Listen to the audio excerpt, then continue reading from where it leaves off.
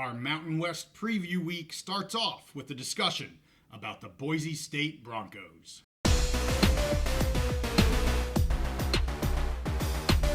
College football is back, and we're back on the big mountain with a very special guest. Hey, it's great to have you back on the mountain. I am JY. This is my good friend Steve. And as Steve said, we have a guest here, Ron Counts, a beat writer for the Boise State Broncos. I am really looking forward to this. I have several questions that I think Ron can help me with as I'm getting ready to do the preview for the Mountain West. So we want to welcome Ron to the channel. It's great to have you here. Hey, thanks so much for having me on. Glad to do it. Yeah, real quick before we get into this, where can people find you on X or wherever where you at? Sure, you can follow my work at idahostatesman.com or on X at @Ron_BroncoBeat.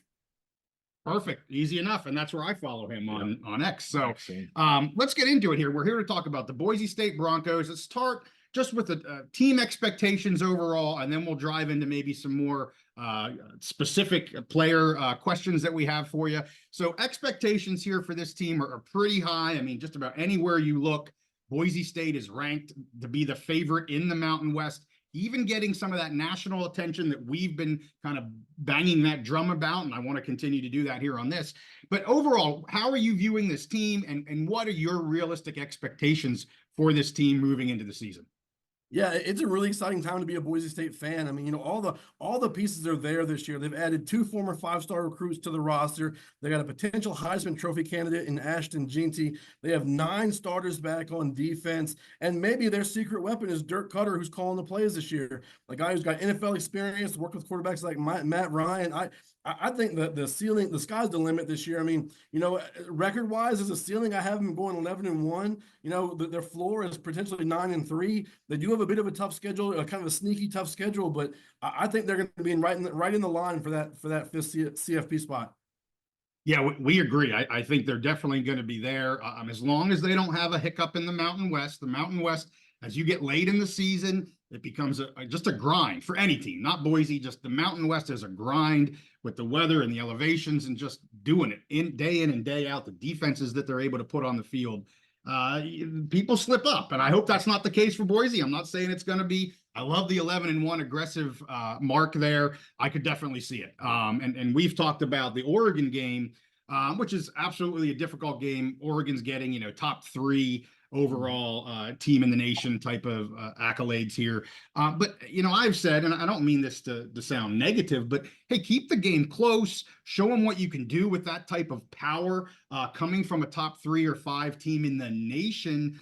Coming out of the gate, they really could, I'm not even saying obviously win the game, but hey, if you make it interesting for a while and even by a close score at the end, that right there alone could absolutely set the table for an absolutely wonderful season. How are you feeling about that Oregon game?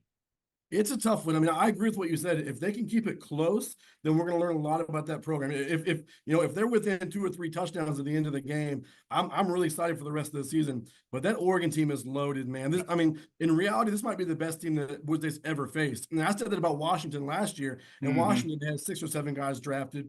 This Oregon team had 8 players drafted last year. They could have almost as many drafted this year. Dylan Gabriel's there to run that offense. They got some really, really talented receivers. The defense has returned a lot, and they added some really key transfers on defense.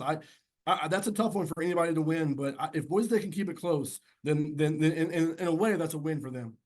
I agree. Yep. So I have a follow-up about the college football playoff. JY mentioned that at the beginning. I wanted your take on that. So again, as you know, JY is the Mountain West guy. I'm the Big Ten guy, so I'm looking at this as from a more of a national perspective.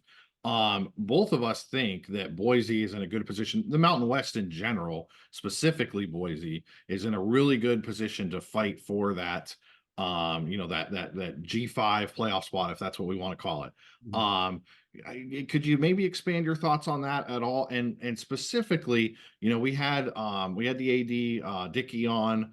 What do you see? Do you see an active role this year, whether it's in the beat writers, the media, the school, the AD, or some part of the national media? Kind of, do you see Boise getting enough hype and having enough national attention to get in that spot over, let's say, maybe a Liberty who may go undefeated, or some team down in the Southeast that gets a little more coverage. Just what are your thoughts on that in general? Yeah, I mean, the AP voters, of which I'm one, they're certainly going to play a role, because you just mentioned some of the teams they're going to go against, right? We're looking at Liberty, Memphis, Tulane, App State. Those are the programs that are their biggest competition. Liberty plays a cupcake of a schedule. Their toughest competition this year is App State, so they're probably going to go undefeated. So the question is going to be, how do voters weigh a 12-0 record on an easy schedule versus an 11-1 or 10-2 record versus a really tough schedule? Memphis returns a lot this year. Tulane is really a team that I think could come on this year. They added Ty Thompson at quarterback, the former Oregon quarterback. They added a lot of pieces. They could be really good. So it's going to come down to that schedule. Boise State's got the Oregon game. That's going to be a tough one for them to win, obviously. But then you look at what they face in the Mountain West. They've got UNLV this year that's going to be really good. They've got San Diego State that's going to be much improved. Wyoming is always a tough game, especially late in November, in Wyoming. That's going to be a tough game. And then they add Oregon State and Washington State. Now, neither one of those teams are as good as they were last year, but they still have enough Power 5 talent to be a problem. That's not going to be a gimme game by any means. So Boise State does kind of benefit, and they don't play Fresno State this year, who's going to be really good. They don't play Air Force. They don't play Colorado State, who I think is going to be really good this year. But, if they lose any more than 2 games, they're out of the conversation for that CFP spot. They've essentially got to go 11-1, especially if Liberty goes 12-0. So it's going to come down to winning all those games except for that Oregon game. Love it. Yeah. Well, let's get into some of the details here. Let's start with the quarterbacks. I love Madsen. Love him. I loved what he did last year. Just disappointing that he got injured. I've seen some of the interviews with him here over the springtime and summer. He seems like he's ready to go. I mean, he seems like a great kid overall as well. And of course, as everybody seems to know, they bring in Malachi Nelson. He seems to be getting a lot of the national attention. And when I hear these people, they're, oh, Nelson this and Nelson that, I'm like, guys, you're forgetting Madsen, who's right there as well and has the reps over Nelson right now. I want to hear, I know my expectation, at least to start the season. I want to hear where you feel they're at right now. You've seen some of these early practices. Give me a flavor of where you think things are at with the quarterback situation. And then for today, also where you think they're at in game 1, and maybe crystal balling the rest of the year, if you don't mind doing that. Yeah, I mean, first of all, I'm with you. I'm a huge Mad Dog Madsen fan. He's a tough, scrappy kid, and in a lot of ways, he's the kind of player that Boise State's foundation was built on. People see the numbers that Kellen Moore put up, but they forget he wasn't highly recruited. He wasn't a freak athlete. He was a diamond in the rough that Boise State found and turned into a star. And Mad Dog Madsen could be that guy. Now, in terms of reps in practice, Madsen has seen a lot of the number 1 reps, but really their performances have been back and forth. I would say in the first 2 days of practice, Malachi Nelson really performed better. His arm talent is undeniable. He's got a strong arm. And his accuracy is through the roof. The sideline throws he's hit, the pylon throws he's hit, they're really, really impressive. These last 2 or 3 days, though, Madsen's pocket presence has really shown through. He's been really decisive in the pocket, made some good throws, but more so, he's understood when to pull the ball down and run it. And that can be a dangerous thing for a small quarterback. We saw what happened to him in his only start last year. Got hurt at halftime against the Lobos, was gone for the rest of the season. But Nelson, in that aspect, just seems a second or two slow. He's kind of held the ball a little too long. He's been a little bit indecisive. But at the same time, like I said, when he lets it go, those balls are beautiful. So in terms of who's going to start, to be honest, if it was my call, it would be Malachi Nelson. He's a 5-star recruit. He's got the big arm. He's a guy that you brought in for a reason. And in this generation, in this atmosphere of college football, he might not be here next year if he doesn't get the start. That's just the reality. Yeah. NIL, transfer portal, they dictate a lot now. So you're taking a risk by not starting Malachi Nelson. The other thing I would say is, don't be surprised if both quarterbacks play this season. And you always have the risk of injury. That happens every year. But look what the coaches did last year with Taylor Green and Maddox Madsen. Yep. They were flipping them every play. I would hope they don't do that again. But I mean, it's going to be a tough job, especially when you have Oregon as that second game of the season. If Boise State goes out there and loses by 40 points, it's real easy to make the quarterback the scapegoat and say, all right, the other guy should be starting. So don't be surprised if whoever starts at Georgia Southern doesn't start the rest of the season. Like it just may not be their job the whole year. So Madsen's got the experience. Madsen, in my opinion, has got it between the ears but the physical traits go to Malachi Nelson. And in this game, with all the pieces they have on offense, you look at a former 5-star recruit and receiver, Chris Marshall. You look at a really talented receiver in Cam Camper, who's a transfer from Indiana. Yep. Latrell Caples is back. Austin Bolt, Prince Strawn. They got some weapons in the passing game. I really think they got to lean on that arm and go with Malachi Nelson. Love it. Yeah. Okay, well, so I have a follow-up question then on Malachi Nelson, kind of a two-part follow-up here. So what do you think went wrong for him at USC? You know, he was a 5-star. He goes to a place, Lincoln Riley is known as being the quarterback whisperer. You know, he creates, he molds Heisman Trophy winning quarterbacks out of clay, yada yada yada. So what went wrong there? And then B, what was the feeling and the reaction around Boise State when they landed that transfer? I mean, that's a huge transfer. Could you talk about that? Yeah, I mean, it's hard to say what went wrong there. You know, so much in quarterback development goes into relationships. You know, maybe he and Helton just didn't click. Maybe the guys in front of him were just that much better. You know, it's really hard to say. We saw it in 2022 in the second half of that year after Boise State fired Tim Plow. Dirk Cutter took over, and he loved Maddox Madsen. He loved that guy right from the start. You know, they really clicked. Their relationship clicked. So that's a huge part of quarterbacking. And as far as the reaction to Nelson signing with Boise State, it was huge. This is not a program that gets 5-star recruits out of the transfer portal, certainly not out of high school. So, I mean, he's probably the highest rated recruit in program history here, and expectations are through the roof. You know, they were pumped, and it was huge for Spencer Danielson. You know, this is a guy that hung his hat on recruiting his whole career, and then right after he gets the job, he gets what is maybe his biggest recruiting win of his career. So that was huge. So I think expectations are really high on Malachi Nelson this year. Yeah, I want to get to Danielson here in a bit. Let's jump to the receivers because you mentioned, you know, the two big ones that have transferred in with Marshall and Camper, expecting big things. I mean, Marshall, almost every time I read an article about Boise right now in terms of the passing game, Marshall's always coming up. So they add 2 huge receivers to an already strong receiving core. And you mentioned letting Malachi Nelson use his arm for those receivers. Who do you expect to be kind of the WR1, 2, maybe 3 receivers here? We're expecting Marshall, I would assume, to be kind of the lead guy here. But how do you think the rest of it shakes out? It's really tough to say because they could really go 6 or 7 deep at receiver this year. I mean, let's start with Chris Marshall. You know, he's got an NFL body type. You know, he's not, you know, 6'5", but he's a solid 6'3" with long arms, a thick frame. I mean, he strikes me as a more athletic Keyshawn Johnson, if you guys know what I mean there. He can use his body to box out with defenders. He has great hands. He really does a great job of catching balls on the sideline. I think I can see him getting a lot of passes this year. Okay. Cam Camper is kind of that guy that I think could be the diamond in the rough in a way. You know, he took a long road to college football. He left football for a year, went the JUCO route, spent 2 years in Indiana, had an injury and couldn't play this spring, but he's come out this fall and had a really, really good camp. He's only listed at 6'2", but he has a long 6'2". That dude has freakishly long arms, and he is solid at the deep ball. You know, he runs a great deep routes. He's a guy that I think could play on the outside or in the slot, and he's going to get a lot of passes coming his way. I mentioned a few minutes ago, he's a guy that back in 22 led the team with 54 catches that season, missed last year with a blown Achilles tendon. He's a quick, shifty little guy, runs good routes, has good hands. He's going to see a lot of passes. And then you have 2 explosive kids in Prince Strawn and Austin Bolt. Prince Strawn from the Bahamas, pretty raw, hasn't played a ton of football, but man, he looks like a pro prospect. He's 6'5", 220, runs deep routes like nobody's business, catches 50-50 balls. I mean, I can see him really stretching the defense a lot this year.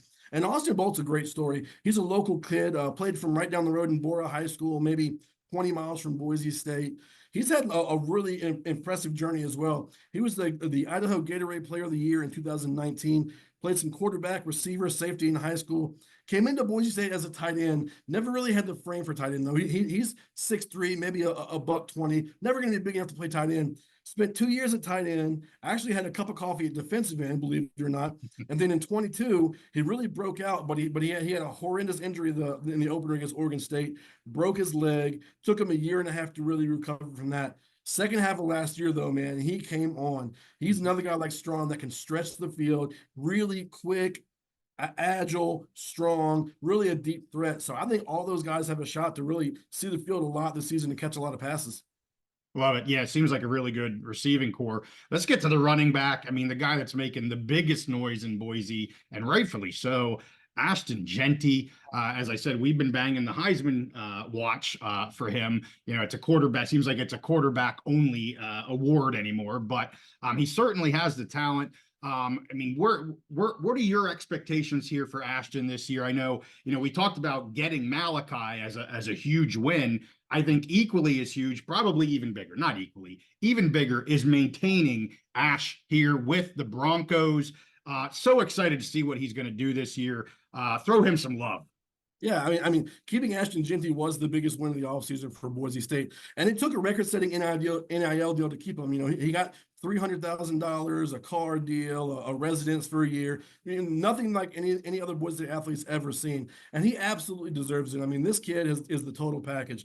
I mean, get this. He's 5'8", probably a solid 215, 220, squats more than 600 pounds, benches more than 400 pounds, is agile. He's one of the fastest guys on the field. He can hurdle dudes, but his most impressive trait is his contact balance. I can't tell you how many times I've seen guys hit him in the legs, and he keeps his feet, keeps running. He's got a nasty, stiff arm. I mean, Boise State hasn't had a legitimate Heisman contender since Kellen Moore finished 4th in the voting in 2010.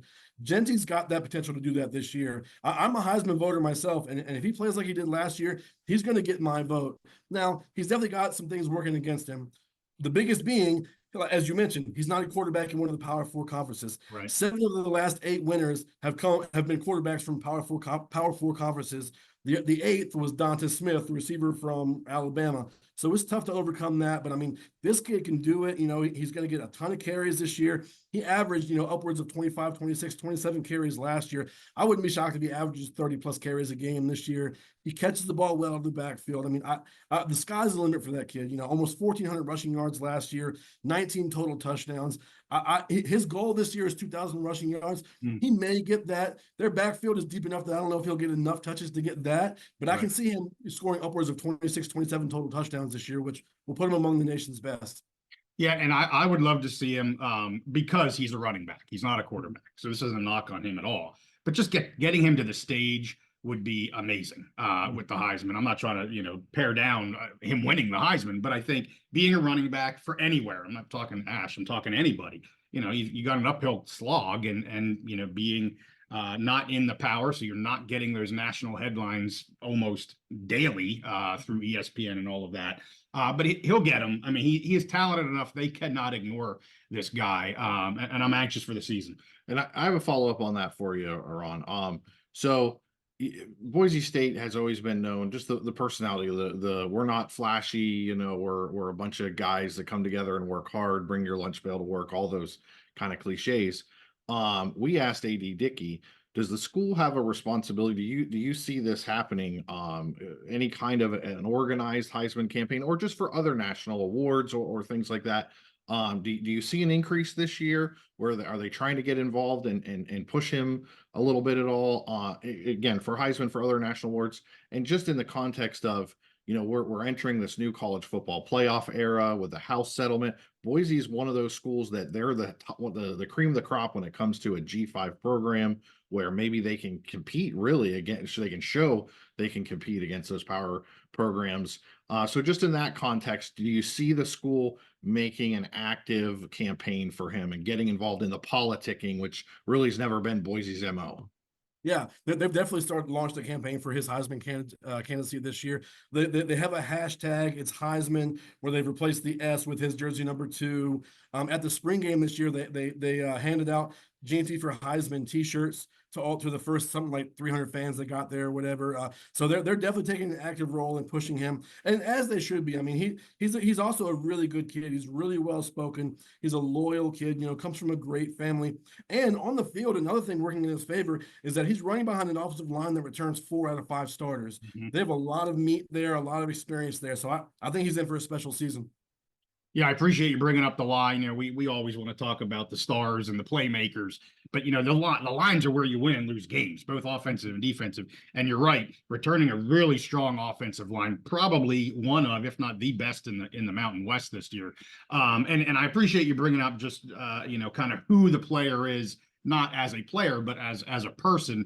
And, you know, we mentioned to ADJD, he allowed us to call him JD. So ADJD, you know, kind of what happened there in Vegas at well, not at Circa, but across the street or beside Circa, where they brought him down. I listened to some of his comments. Super humble kid. Was really impressive to hear that.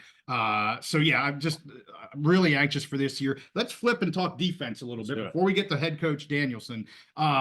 A lot of returners. I expect great things. I have been saying, and Steve knows this, the one issue I have with Boise is their secondary. And now I know they're returning a fair number. They're going to make some changes and stuff. I feel like if anybody wants to push Boise to a place they don't want to go, that it's going to be kind of in the secondary. Can you help relieve some of my stresses and concerns with the Boise State secondary? I definitely think they're going to be improved from last year, but if I look at this team as a whole, the weakness that I point to is the secondary. What are your thoughts on that? I can relieve some of your tensions with one name. Okay. Jeremiah Irby.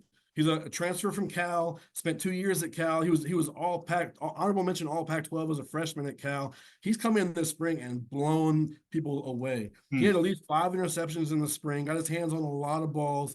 He and Amarion McCoy are going to be your starting corners this year. McCoy came in last year from Laney College, led the team with 3 interceptions, probably got his hands on 7 or 8 other passes that could have been interceptions. So those are going to be a really solid duo. And then Boise State has a ton of experience in the back end at safety. I mean, an absolute ton. You look at safeties, Alexander Tubner, Rodney Robinson, and Shea Oladipo. Those guys have played more than like 100 combined career games. They are very much battle tested. And they have a young safety who's going to start this year at free safety, and Ty Benefield. He came in last year as a freshman, started 5 games, really played like an upperclassman. He's long, athletic, a big hitter, got good ball skills. So I think their secondary is going to be much, much improved. Great, and I appreciate bringing up Benefield. I think other than the transfers and things that they've made, I'm anxious to see his step progression forward this year as well. And I think overall, defensively, they just got to do what Boise's going to score points. Like we all know, they're going to score their points. I guess I should knock on wood. I don't want to jinx anything, but as long as I don't think Boise needs to have a defense that's going to stop every team they come into contact with. Just contain, maybe a little bit of a bend, don't break. That's a cliche, but contain it enough to let your offense win the games, because that offense is, especially when they get to their Mountain West foes, they should be able to blow through some of these teams somewhat easily. Again, don't want to jinx them here. But let's get to another. If I could, sorry to interrupt you, but another point to that improvement in the pass defense. I think their pass rush is going to be much improved this year as well. We saw what Ahmed Hassanin did last year with 12.5 sacks. Yep. He was the first Boise State player to finish the season with more than 10 since 2019. I think he's going to have some help this year. He's going to get a lot of attention from opposing offenses this year. There's a young edge named Jaden Virgin Morgan. He started some games last year, didn't record a sack, but he was a millisecond from having 4 or 5 sacks. He looks really big this year. He's put on about 10 pounds, looks more explosive. He's going to be solid. And they brought in a transfer from Ball State named Tavion Woodard, who's going to play opposite Hassanin at defensive end. He had 11.5 sacks in 5 seasons at Ball State. Really seasoned kid, big kid, upwards of 260, almost 270. So I think their pass rush is going to be much improved, which is going to help that back end a lot. For sure. Yeah, no, that's a great point. Let's talk about head coach Danielson here. First full season as head coach. You mentioned him a little bit earlier in terms of transfers and things like that. Expectations for him, I think it's a little tough being a first year, having the expectations of the team being so high at 11-1 or whatever the case may be. But I tell you what, he just seems like the right guy at the right time. Seems to always be positive, always upbeat. It seems like when he's in the interviews, he wants to be out in the field. He wants to be with his guys because he's just ready to go. What is your take on Danielson? Obviously, he's been with the Broncos here for a while. They like to kind of keep their own. Where do you think Danielson's at here for this season? Yeah, I think he's in a great place. I mean, from the outside looking in, Danielson was probably a bit of a surprise hire because there were more experienced guys in the candidate pool. Bronco Mendenhall got an interview. Several other guys with head coaching experience were in there getting interviews. But Danielson has the love and the trust of the locker room. We saw that in the second half of last season. When he took over as interim head coach, Those guys played hard for him. They played aggressive for him. And all of them said to a man, they love him to death. And that is huge in today's college football because of the NIL, because of transfer portal, players have more power now than ever. They're not committing to programs. They're not committing to a brand. They're committing to coaches and for money. Let's be honest, right? But a lot of these programs, these players are committing to NIL deals. They're going to go where they can make the money. But if they love a coach, they're not going to jump ship for that money. They're just not going to. And we saw that, outside of Taylor Green and Eric McAllister, Boise State didn't lose anybody in the transfer portal this year. Danielson was able to keep them all, and it's because they all trust him. It's because of what you said. He's so positive. He's so upbeat. He shows that he's here for the right reasons. He's not here to make millions of dollars. He's here for these players, to develop them into men, into players. And you see it in practice. He's out there having fun, smiling, jumping around. I think he's in a great spot. And I also think he's going to have less pressure than previous coaches at Boise State. When you look at their last two head coaches, Brian Harsin and Andy Avalos, both of them former Boise State players, both of them followed really successful coaches, and they were under pressure to win right away. You know what I mean? Harsin came in and was a conference champion his first year. Avalos came in, everyone expected him to win that title the first year. It just didn't happen. Avalos personality-wise just didn't click with the national media, didn't click with some players. Danielson doesn't have that pressure. No one expects much from Danielson because they didn't know who he was, this time last year. Yeah. So I just think he's got less pressure. The players love him. I think he was the perfect hire. Yeah, well, you mentioned the pressure. Avalos absolutely had gobs of pressure last year. So I think that's an excellent point to say. It's a night and day from a year ago in terms of the head coaching pressure right now. Even though we would love to see an 11-1 season, it doesn't seem like it's on the head coach. It's like, hey, this team's bought in. They're ready to rock and roll as a unit, not as the head coach has to prove that he can, hit this mark. So and it's funny, we were talking about last year and how things kind of went down with the coaching change, and you had McAllister announce he was going to transfer, and it almost seemed like it was a sinking ship for a little bit, and then it got righted. What's funny about this year, I think, is that the expectations are probably even higher this year because the team is so good, but no pressure on the coach. Which I think is great. I would just say, do you feel now, again, I'm the Big Ten guy, JY's the Mountain West guy. Do you feel like there's stability going forward? You said he's a great hire, so, I'm sure, but is it just a total different feeling this year with the stability of the program where we don't have to worry about a star player transferring in the middle of the season and a coaching change in the middle of the season again? I absolutely do. I mean, one of Andy Avalos' biggest downfalls is he had his hands in too many pots. His first OC Tim Plow really couldn't run the offense he wanted to because Andy was making him run when he wanted to run. Spencer has brought in a really experienced staff. We mentioned Dirk Cutter. Stacy Collins comes in from Penn State, offensive coordinator. Eric Chenander's a guy who's been at Nebraska, has some experience. He trusts those guys to run their offense and to do their thing. He's not going to micromanage these guys. So I think in terms of stability, it's night and day from what it was last year. Perfect. The last thing I got to bring up, because we can't not talk about the kicking game for the Broncos, Dalmas and Ferguson Reynolds, game changers, especially Ferguson Reynolds. When you have a punter that can be that dominant in the way he kicks, just getting teams pushed back into their end zone, that helps a defense. He talked about the front line getting more, being more aggressive and being able to get into the backfield to help the secondary. When you backing teams up like this, like he can do, they're game changers, and they have the two best kickers in the Mountain West. And I mean, Dalmas they both are getting national love, but there was kind of that talk about Dalmas, going pro, not going pro. He stayed back for the year, was invited to the combine, didn't go because he came back. I can't not talk about Boise State without talking about these two guys because they are game changers for them. Any thoughts on either of those two players? Yeah, at the risk of sounding like a homer, I think they have the best duo in the country there at kicker and punter. I mean, let's start with Dalmas.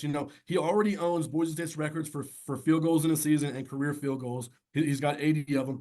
This season, he's going to set the Mountain West career record, which is at 83 right now. And he has a chance to set the NCAA record, which is at 97. So, I mean, we're talking about a kid who is a former walk-on. He after high school, he went on a 2-year church mission, showed up in 2020, got a 14-day tryout, earned a scholarship that year, and now could be the most productive kicker in NCAA history. I mean, what's not to love there? And you talk about JFR. I mean, how often do you see a punter that is a rock star in the community? Right.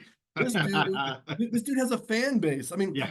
there's a guy that shows up to every game in a Kangaroos outfit and holds a signed JFR for Heisman. Like they love JFR here. He's got the permed mullet going on. You know, he's got the Australian accent. People love him. He's got a big leg too. Led the country last year in punt average and over 49 yards a punt. So great duo, and the sky's the limit for those guys. I don't think it's a homer at all to say that the best duo in the country. I think they're right there. I completely agree with you. I don't think that's being a homer. Boise State, bleed blue only. They are fantastic. So, Hey, oh yeah, you got something else? I got one last. You got time for one more follow-up question? Absolutely, yeah. Okay, so I want to look just kind of big picture a little bit more. As far as just the feeling around the Boise State program. So we're in this, we always say we think this is one of the biggest times of change in college football that we've ever seen. This year with a 12-team playoff and Boise with a chance to, if they can run the table in the conference, a chance to get into that playoff, which would be amazing. There's a lot of other things going on. We have that House settlement. We talked to AD Dickey about whether Boise was going to be able to participate in that revenue sharing program, with his thoughts on that. You have we cover extensively the potential merger talks with the Mountain West and the remaining Pac-2. So what are the thoughts and feelings from a Boise State beat writer just around the Boise State program, as far as where do you guys fit into that national picture and what the future holds with all that kind of stuff? Well, if you ask Boise State fans, they should have been in the Power 5 conference 15 years ago. I mean, it's just that's what they'll all tell you. And in reality, they probably should have. Their ADs in the past kind of sat on their hands and rested on their past success. They should have capitalized on that Kellen Moore era. In 2012, they should have found a way to make that move. Didn't happen. But you know what? Let me throw Jeremiah Dickey a bone here. This man has turned this program around. Since 2021, they have raised more than $70 million in donations and commitments. They've had 14 donations of more than $1 million. I mean, they hadn't had that ever around here before that. They've got all kinds of facility programs going on right now. They're going to break ground on the renovation of the north side of Albertson Stadium next year. They've got this whole plan for an athletes village. It's this $300+ million, plan. So his head's in the right space. He knows how to make money. And let's face it, college sports is a business. Money rules everything around us. He's bringing it in. That money is going to bring notoriety with it. You got the Heisman candidacy this year. I mean, it's a great time to be a Boise State fan. Now they just got to go out and win the games. For sure. And we're recording this on a Tuesday, and it just broke about an hour or two before we're recording this. He got his extension that Boise fans, I think, have been a little stressed out about. Yeah. What's going on? There's not a lot of news. And, I was sitting back like, I think everything's going to be okay, but you don't know for sure. But it just broke that he got his extension, I believe, through 28-29. So about, I think, a 5-year extension for him. And I also see, every day they keep this running tally of season ticket holders. And their goal was to break the 20,000. Again, as we record this, they're at 19 something or other, less than 1,000 away. So, if you don't have your season tickets yet, Broncos fan, go get them and get to that 20,000. Just the sky's the limit. We talked about that for this team this year, and just the program and the university. It just seems like just trending dramatically in the right direction. This could be a historic season for the Broncos. Yeah. Just to throw a couple other stats out to you there. 4 years in a row now, they've been top 3 in the Mountain West in terms of home attendance, top 3 in the Mountain West in terms of television viewership. So, everything is trending in the right direction for this program. Like I said, now they just got to go out and produce in the field. Right. Absolutely. Well, Ron, we really appreciate that. Thank you for answering some of my questions as I'm gearing up for my preview of the Mountain West. We're going to be getting that out here in about a week and a half before the season.